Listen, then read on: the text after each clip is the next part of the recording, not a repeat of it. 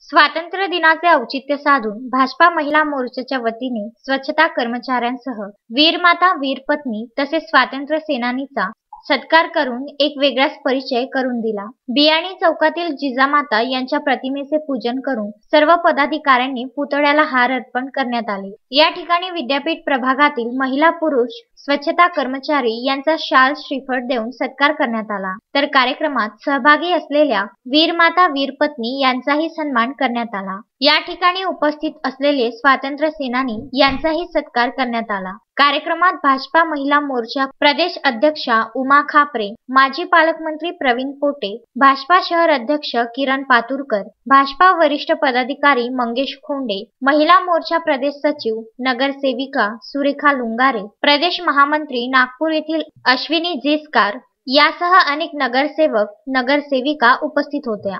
Ajay Shrungare, Vidarbha news, Amravati.